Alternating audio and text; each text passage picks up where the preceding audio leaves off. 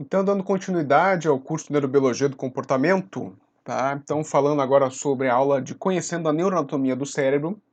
Então, o que que vocês têm que saber como psiquiatra sobre neuroanatomia cerebral? Talvez o conhecimento que a gente tenha que ter não é tão aprofundado como num neurocirurgião, mas a gente tem que saber porque, enfim, os transtornos mentais são transtornos do cérebro. A gente tem que saber sobre o cérebro. O psiquiatra que não quer saber sobre o cérebro, enfim, é complicado. Então, a grosso modo, o cérebro é dividido em 4 lobos principais: o lobo frontal, o lobo parietal, o lobo occipital, o lobo temporal. Todo mundo estudou isso em anatomia no primeiro ano da faculdade, isso é muito tranquilo a gente saber. Cada um tem suas funcionalidades específicas, a gente sabe disso. E lembrar que se a gente faz um corte medial ali no cérebro, a gente vai ter também partes corticais do cérebro. O cérebro não fica só da parte externa, que é córtex, nós também temos ali na parte medial alguma parte do córtex, e lembrar que lá, mais no meio do cérebro, a gente tem estruturas subcorticais, enfim, que ficam abaixo do córtex cerebral. Uma estrutura bem importante para a gente saber dessa parte mais interna do cérebro aqui, tá? É o giro do cíngulo, que fica em cima aqui, tá? Do corpo caloso, tá? É bem importante a gente saber, porque tem bastante funções relacionadas a questões psiquiátricas, regulação emocional, cognitiva, atenção, várias coisas a gente tem que saber sobre este giro do cíngulo. Então, lembrar que o córtex cerebral é apenas a casquinha do cérebro, uma pequena parte, né, da substância cinzenta ali. Ela é muito, muito pouco espessa comparada ao restante do cérebro. A gente tem muito mais cérebro subcortical do que cortical. Isso é importante da gente saber. E a forma da gente descrever o cérebro que a gente mais utiliza são as áreas de Brodmann.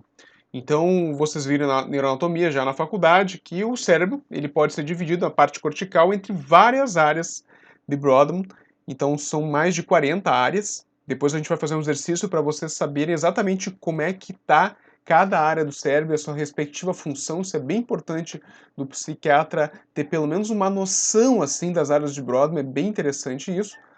Lembrar também que outros autores fizeram subdivisões do cérebro. Então, por exemplo, Penfield foi um dos primeiros que fez a subdivisão do cérebro, do córtex somatosensorial, que é o córtex da sensibilidade, das vias aferentes, e lembrar que, conforme Penfield viu, que algumas áreas do corpo, elas têm áreas maiores no córtex cerebral. Então a gente vê aqui que, por exemplo, a área da mão, da boca e do pé, ela tem uma proporção maior de área correspondente a essas áreas do corpo. Então vocês veem da importância da sensibilidade, e é uma das primeiras sensibilidades que a gente acaba tendo desde a infância, né? Lembrem lá, para quem gosta de psicanálise, da fase oral, né? A fase oral é basicamente uma fase onde o bebê acaba se comunicando muito com o mundo através da boca, e a gente acaba vendo também nesse princípio de vida ali muito esse movimento da criança usar a mão para explorar e colocar na boca, e logo depois ela também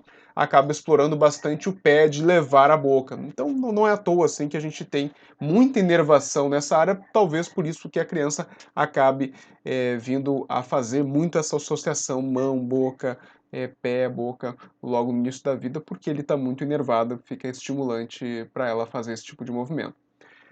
Se a gente for pegar, não usando as áreas de Brodmann, mas usando o cérebro cortical de uma forma mais grosseira, tá? A gente vai ver que dentro dos lobos a gente consegue fazer algumas divisões. Na psiquiatria, no lobo frontal, a gente tem uma área muito importante que é a área pré-frontal, que ela, dentro das áreas de Brodmann, ela tem várias áreas dentro da área pré-frontal, mas ela é muito importante por ter várias funções cognitivas, afetivas, que são reguladas pelo córtex pré-frontal. Então, o psiquiatra falar só córtex pré-frontal, talvez no início, é tranquilo de falar, mas a gente, depois desse curso, a gente tem que saber um pouco mais, assim, a área dorso-lateral, a área ventro-medial do córtex pré-frontal, a gente tem que saber um pouco mais. Logo mais posterior à área pré-frontal, a gente tem a área pré-motora, muito importante para a coordenação motora, no caso de movimentos motores, e depois a gente vai ter o córtex motor primário. Dividido pelo sulco central, a gente vai ter ali no lobo parietal, então o córtex somestésico primário, depois as áreas de associação somestésicas, tá? Isso é bem importante da gente saber. Lá no córtex occipital a gente vai ter o córtex visual primário, depois também as áreas de associação visual, certo? E lá no temporal também a gente vai ter bastante as áreas de associação auditiva, área primária auditiva. Então, em geral, os córtex associativos eles ficam em volta dos córtex primários, onde o estímulo externo ele chega primeiro ali, depois ele se, enfim, vai se dissipando ao longo do cérebro, tá? Lembrar então da área de Broca, que é uma área motora, tá? da fala, que fica no córtex frontal. Lembrar da área de fala, de Wernicke, que é a área de compreensão verbal. Então é sempre importante a gente estar com essas noções, certo? Lembrar que existe uma comunicação, escuta, compreende e fala. Depois a gente vai ver isso aí ao longo do curso. A área do paladar, também ali dentro do córtex sensorial primário, também ali a gente vai ver dentro do lobo parietal, tá? Da lobe associativa, da audição. Enfim, várias áreas importantes da gente saber como psiquiatra. Se a gente também tem outros tipos de divisões do cérebro, a gente pode dividir entre as áreas somestésicas S1, S2, também é outra forma da gente dividir as áreas somatosensoriais, tá? E se a gente tira o lobo temporal, lembrar que aqui, tá, nós temos também uma outra área cerebral, tá, que também é córtex, que é o córtex insular, muito importante nas questões somestésicas, tá? Também na questão da dor. Então é o córtex insular. A gente tem que tirar o córtex temporal para enxergar ele. Por fora a gente não consegue enxergar. E agora, por fim dessa aula, para vocês treinarem, tá? Qual vai ser o exercício? Vocês vão baixar, precisa de Apple, tá? Vocês têm que ter um iPhone ou baixar pelo computador Apple, tá? Se não tem, busca um amigo que tem. Mas esse aplicativo é os melhorzinhos assim que tem, é o Brain Anatomy. Você vai baixar ele e você vai fazer, certo? Lá numa planilha de Excel, todas as áreas somatosensoriais, todas as áreas de Brodmann numa coluna, tá lá 1, 2, 3, 4, 5 até, enfim, 40 e poucos. E do lado você vai colocar a função conforme o Brain Anatomy.